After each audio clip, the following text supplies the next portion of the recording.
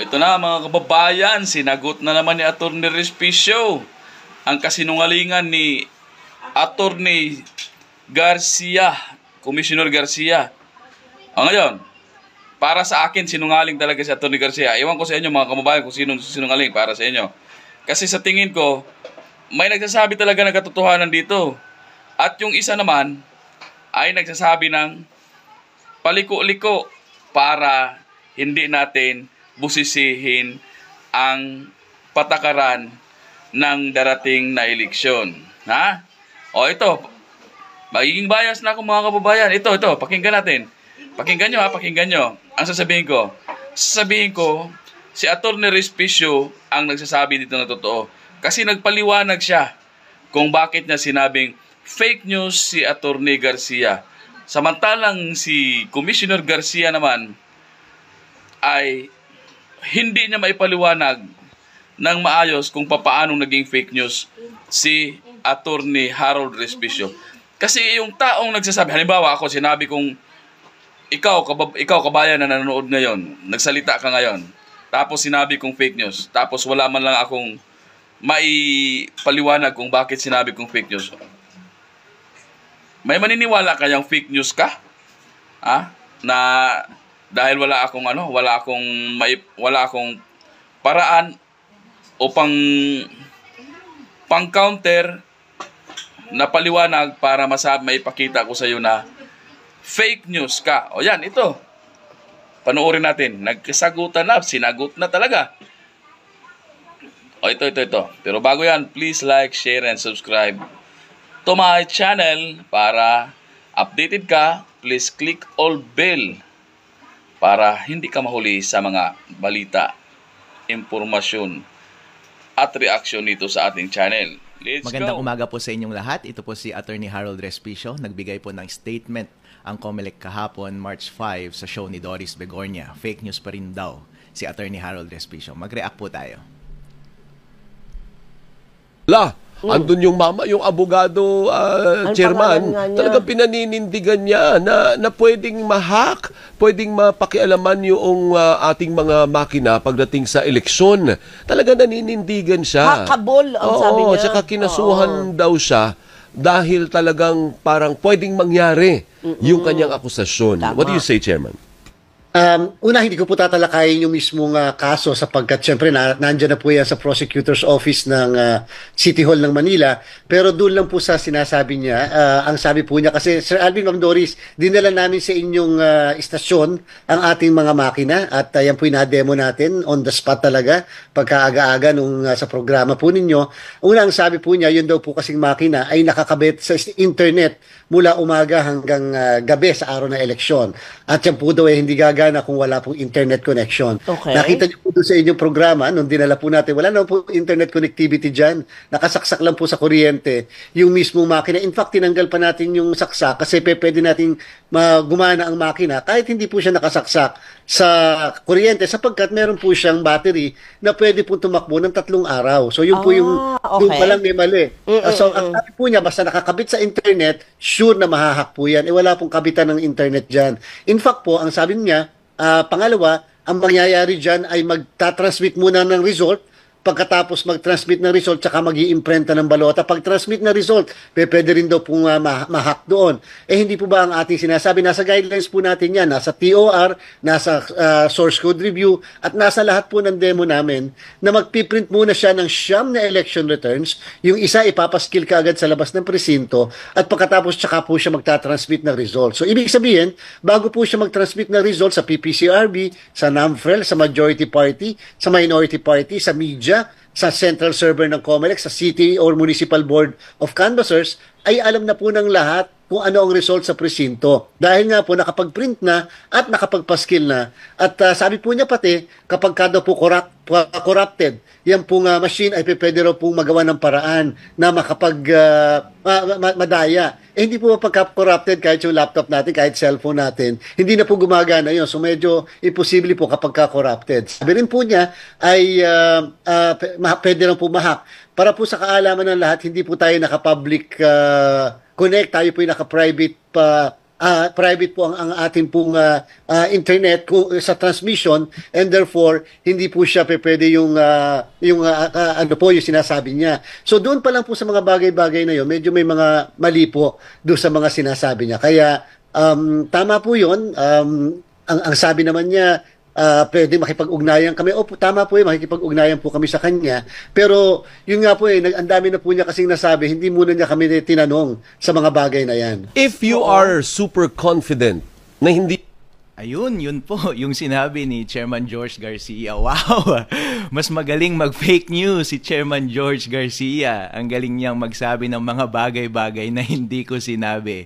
Chairman George Garcia, kung merong nagfe-fake news sa ating dalawa, ikaw yun kasi lahat ng sinabi mo, hindi yun ang sinabi mo.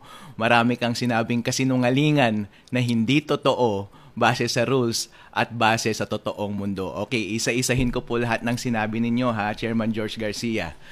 Number 1 na sinabi ninyo is about sa demo. Sabi ninyo, gumagana yung makina kapag hindi connected sa internet. Tulad nga ng demo na ginawa ninyo sa mga host dyan sa show. Hindi naman yun ang point ko, Chairman George Garcia. As a matter of fact, ang explicit instruction nyo po ba, di ba?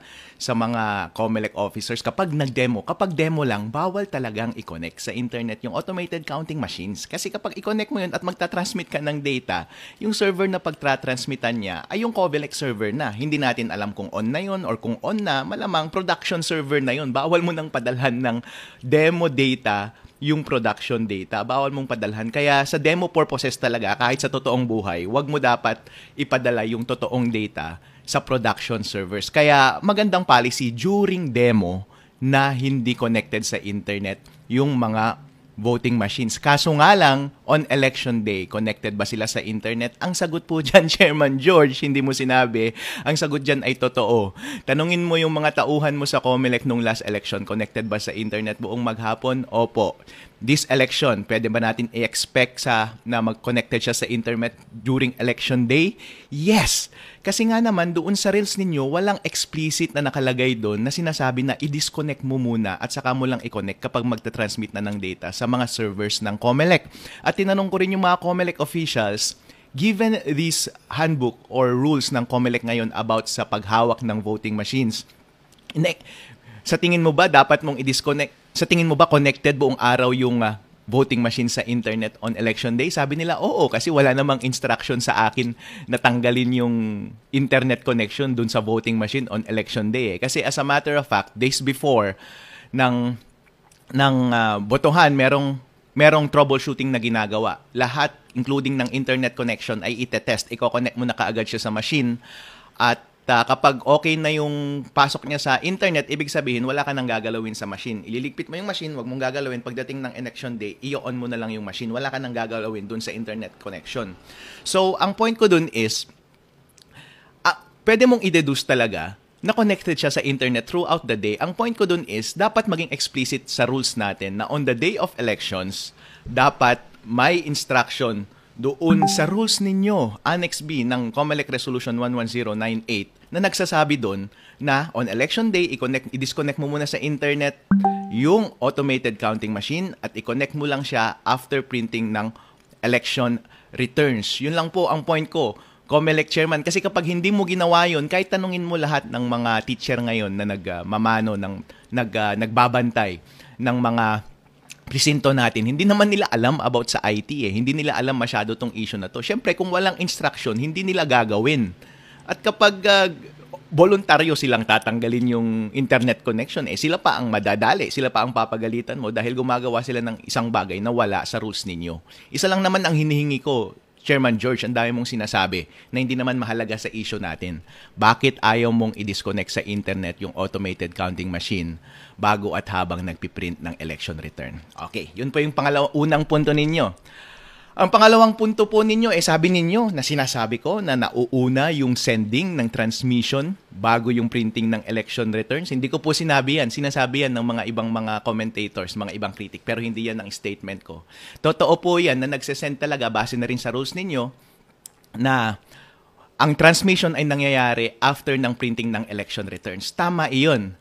Ang point ko lang is, dapat bago ka mag-transmit ng data, wag mo munang i-connect sa internet. Kasi kapag connected yung counting machine sa internet at corrupted yung source code ng makina na yon, hindi mo naman pala kailangan ng internet kasi hindi ka pa magta-transfer sa Comelec server di ibig sabihin, binigyan mo lang ng highway yung hacker para ma-access all that time yung makina at baguhin yung score sa loob. Therefore, mababago niya yung final score na nasa election returns.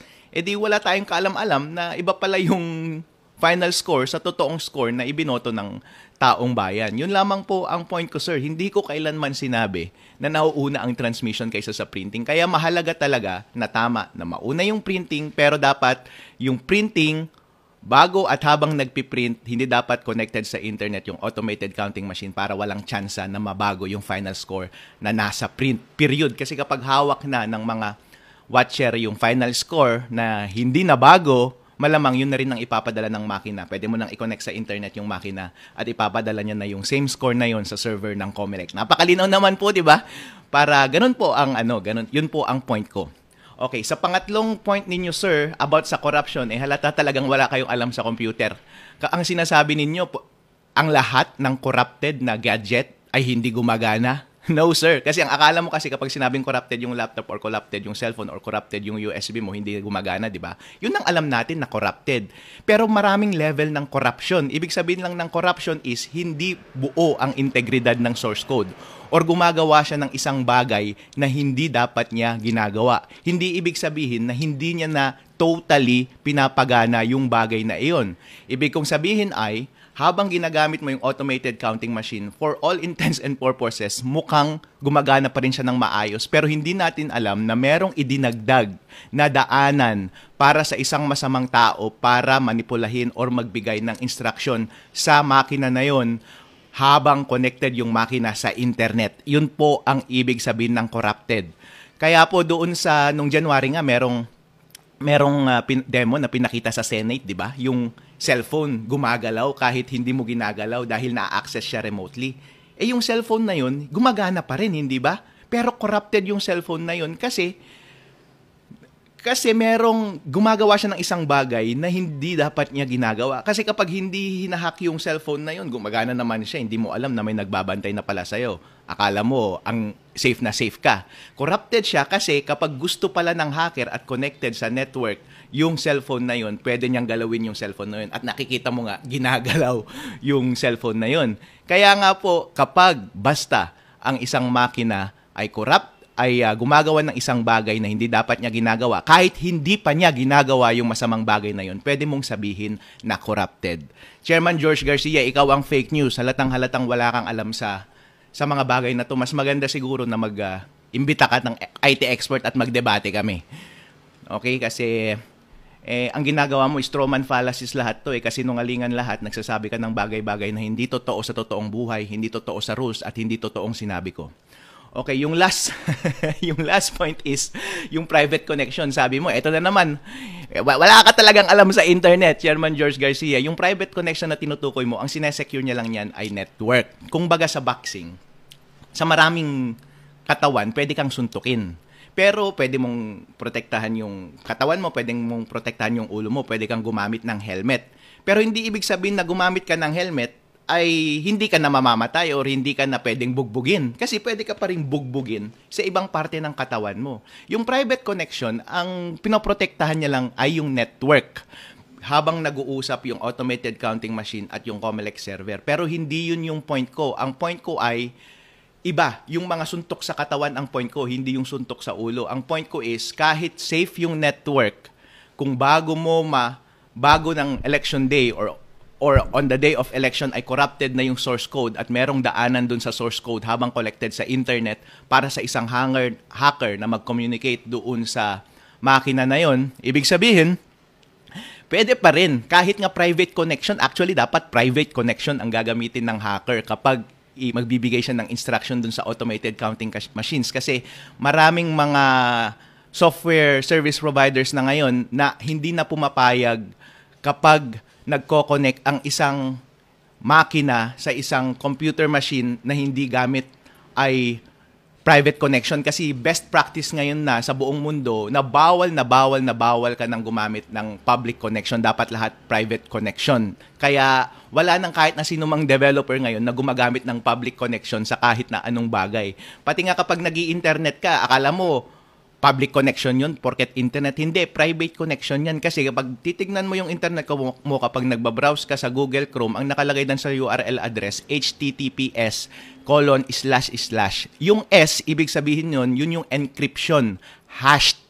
Ang encryption, ibig sabihin, pagkalabas ng data sa computer mo, i-encrypt niya muna para habang dumadaan siya sa highway, sa internet, sa wifi, sa kable sa dagat, doon sa satellite ni Elon Musk, hanggang doon sa destinasyon niya na computer, halimbawa sa server ng website na ina-access niya, encrypted pa rin siya at madedecrypt lang siya pagdating doon sa website na yun para kahit na anong atake na mangyari habang nasa daanan siya, ang tawag doon ay man-in-the-middle attacks, ay hindi mo siya mahahack doon sa network na iyon. Try mong baguhin yung HTTPS dyan sa Google Chrome mo, tanggalin mo yung S. Kasi ibig sabihin, hindi na siya private, public na yun kasi yung S parang secret yun eh. So, pag tagalin mo yung S, ang lalabas sa Google Chrome, di ba, sasabihin niya, your network connection is not secure, do not proceed, di ba? Kasi wala na talagang gumagamit ng public connection ngayon. Yung private connection, basic yan sa lahat ng computer program. Actually, ina-expect ko yan dito sa automated counting machines. Pero, Sir, Chairman George Garcia, yung hacker, ang gagamitin niya din ay private connection. Kasi kapag gagawin yun, kapag ako yung pagagawin mo, private connection yun kasi hindi ko kayang gawin na mag-connect sa isang remote computer katulad ng ACM galing sa isang hacker server, galing sa labas using the internet. Maraming service providers na hindi papayag na i-connect mo siya doon remotely gamit ang isang public network. Dapat encrypted yung traffic na iyon. Kaya fake news ka, Chairman George Garcia, kapag sinasabi mo na porket private connection ay hindi na pwedeng ma-hack. Hindi totoo yan. Pwede pa rin ma-hack kasi yung hacker mismo, private connection ang gagamitin niya para i-hack yan. May hack kasi corrupted yung source code at meron ng sariling daan yung source code para sa isang hacker na gawin yung dayaan at yung daanan na yon ay private connection. Alright? Chairman George Garcia, kapag ikaw ay nag-e-explain, akala mo alam mo lahat at pinapalabas mo na sinungaling ako at nagsasabi ka ng mga bagay-bagay na hindi totoo, na hindi ko naman sinabi, hindi totoo base sa mga rules, hindi totoo base sa totoong practice sa IT. Ikaw ang fake news, Chairman George Garcia, dapat ikaw ang kinakasuhan eh.